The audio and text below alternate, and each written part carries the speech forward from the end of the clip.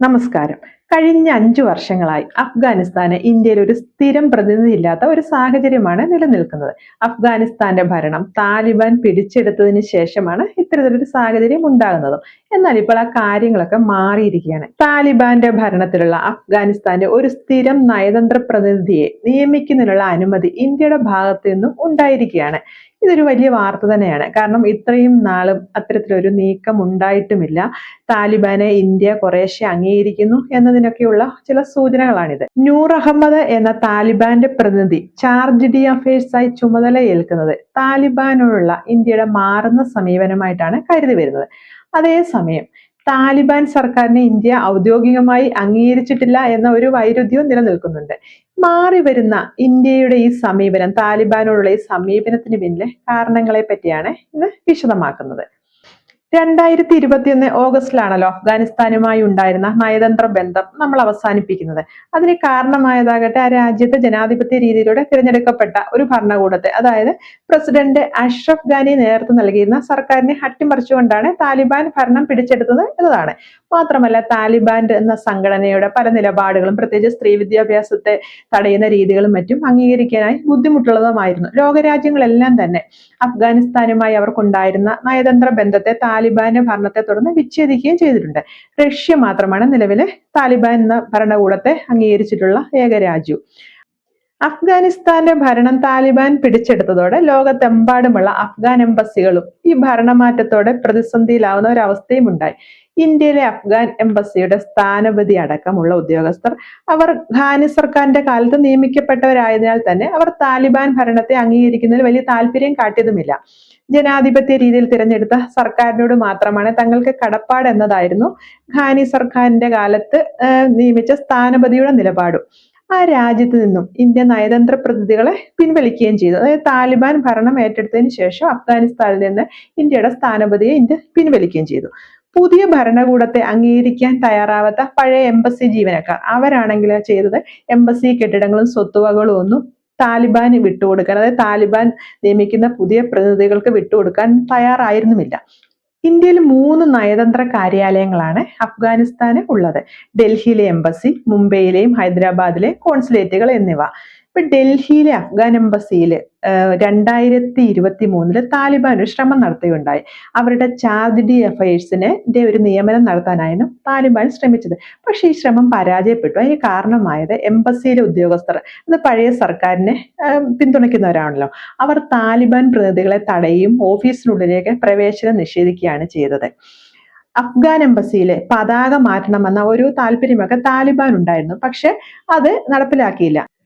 ഭരണം പിടിച്ചെടുത്തതോടെ Islamic Republic of Afghanistan എന്ന് പേര് മാറ്റി ഇസ്ലാമിക് എമിറേറ്റ്സ് ഓഫ് അഫ്ഗാനിസ്ഥാൻ എന്നാക്കിയാണ് താലിബാൻ ചെയ്തത്. പുതിയ ദേശീയ പതാകയും പുതിയ പാസ്പോർട്ടും ഒക്കെ അവർ ഉണ്ടാക്കുകയും ചെയ്തു.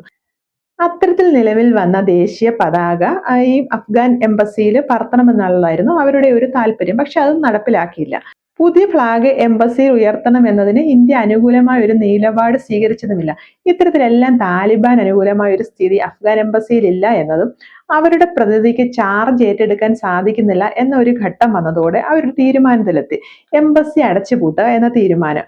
അത് അവർ കാരണമായി പറഞ്ഞത് മുൻ പാശ്ചാത്യ പിന്തുണയുള്ള സർക്കാരിനോട് കൂറു പുലർത്തുന്ന ഇന്ത്യയിലെ അഫ്ഗാൻ എംബസി അതായത് കഴിഞ്ഞ വർഷം ഒക്ടോബർ 1 മുതൽ പ്രവർത്തനം നിർത്തുന്നു എന്നായിരുന്നു താലിബാന്റെ ഭാഗത്തു നിന്ന് വന്ന ഒരു അറിയിപ്പ്.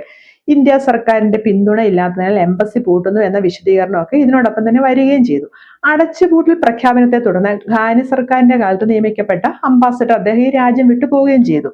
താലിബാന്റെ അടച്ചുപൂട്ടൽ പ്രഖ്യാപനം വന്നതിന് ശേഷം അവിടെ ഉണ്ടായിരുന്ന പഴയ ഉദ്യോഗസ്ഥർ, അതായത് ഘാനി സർക്കാരിന്റെ സമയത്ത് നിയമിക്കപ്പെട്ട ഉദ്യോഗസ്ഥർ അവരുടെ പ്രവർത്തനങ്ങളുമായി മുന്നോട്ട് പോകുന്ന ഒരു നിലപാടാണ് സ്വീകരിച്ചത്. ഇന്ത്യ അതിനെല്ലാം അനുകൂലമായിട്ടുള്ള ഒരു സപ്പോർട്ട് അവർക്ക് നൽകുകയും ചെയ്തു.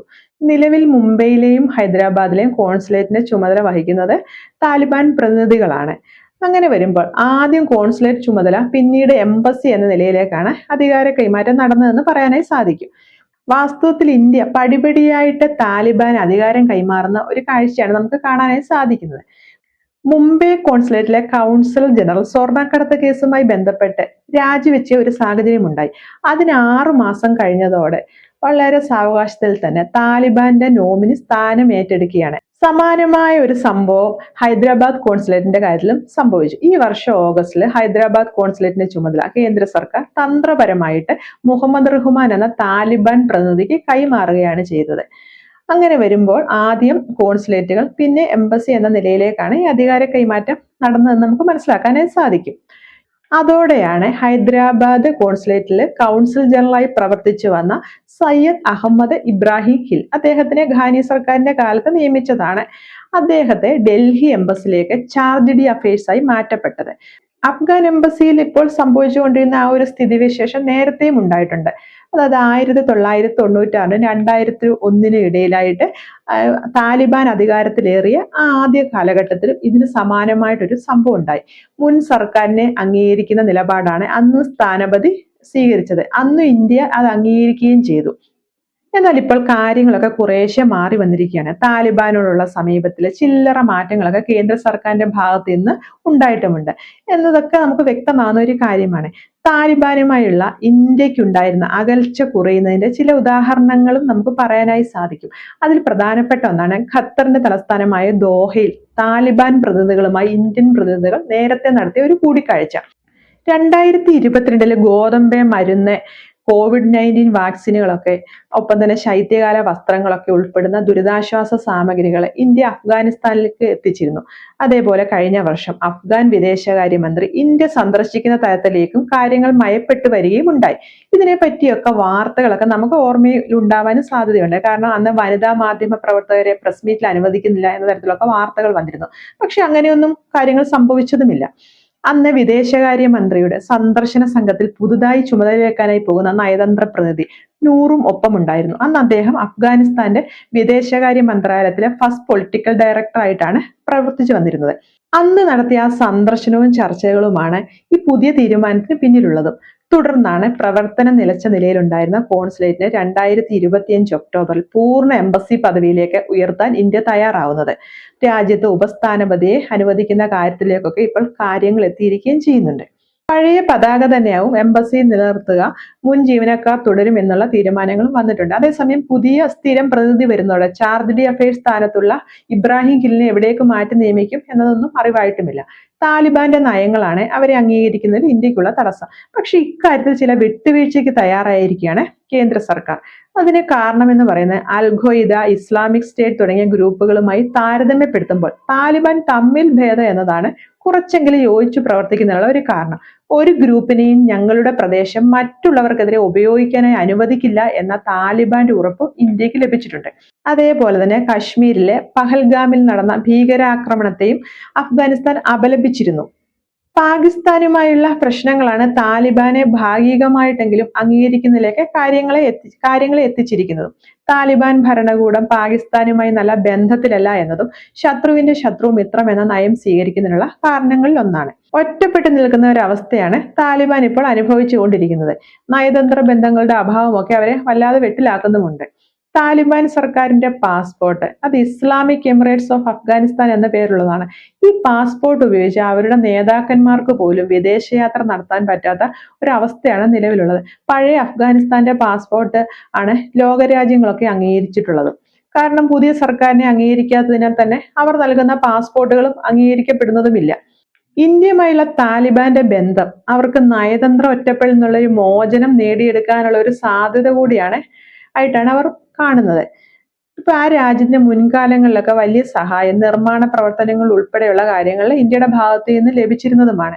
പാകിസ്ഥാനുമായുള്ള താലിബാന്റെ ബന്ധം അത്ര സുഖകരമായ ഒരു അവസ്ഥയിലൂടെയല്ല കടന്നു പോകുന്നത്. അതിനാൽ തന്നെ അവർക്ക് ഇന്ത്യയുടെ സഹായം അത്യാവശ്യമായി വരുന്നുമുണ്ട്. പ്രത്യേകിച്ച് ഔഷധ മേഖലയിൽ അഫ്ഗാനിസ്ഥാന് ഇന്ത്യയുടെ സഹായം അത്രത്തോളം അടിയന്തരമായ ഒരു സാഹചര്യമാണ് നിലനിൽക്കുന്നത്.